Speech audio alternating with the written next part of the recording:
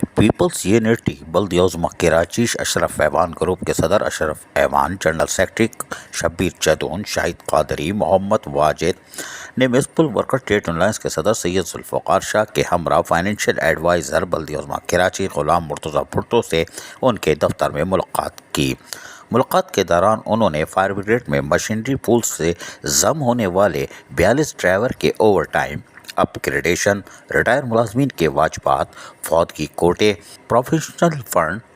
اور دیگر مسائل سے تفصیلی طور پر تبادلہ خیال کیا۔ فائنینشیل ایڈوائزر نے فائر ڈرائیورز کے اوور ٹائم کی منظوری کے لیے فوری طور پر کیس میٹروپولیٹن کمشنر بلدیوزمہ کراچی کو روانہ کر دیا، جبکہ ریگولر اوور ٹائم کی فائل کو فائنانس ڈپارٹمنٹ بھیج دیا۔ اپ گریڈیشن کے سلسلے میں انٹرنل آڈٹ کو ضروری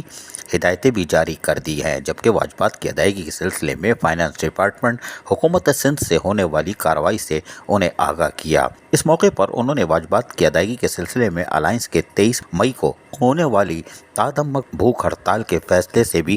فائنینشیل ایڈوائزر کو آگاہ کر دیا کہ ہم نے باقاعدہ اعلان کر دیا ہے اور 23 مئی کو یقینی طور پر ریٹائر ملازمین تا دم مرگ بھوک ہڑتال پر بیٹھ جائیں گے اور اس وقت تک نہیں اٹھیں گے جب تک ان کے ادائیگی کو آغاز نہیں کیا جاتا، اس لیے کہ گزشتہ 5-6 سال گزر جانے کے باوجود بھی صرف لالی پاپ دی جا رہی ہے۔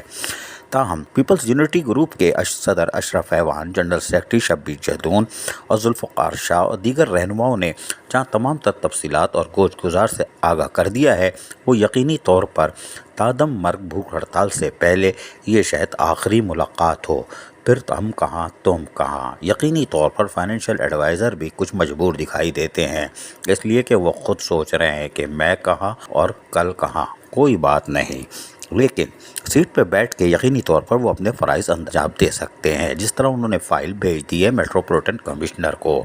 تاہم پیپلز یونٹی نے ایک بار پھر فائر مینوں کے لیے آواز بلند کر دی ہے، ریٹائر ملازمین ہو یا فوتگی کوٹے والے، اور یہ کام ان کو کرنا چاہیے کیونکہ یہ ان کی ذمہ داری ہے۔ عزیز عارف، KBS بلدیاتی نیوز کراچی۔ ایسی ہی خوبصورت ویڈیوز فیوچر میں حاصل کرنے کے لیے ریڈ بٹن پر کلک کر کے اور بیل آئیکن کو پریس کر کے ہم سب کے سبسکرائبر بننا مت بھولیے۔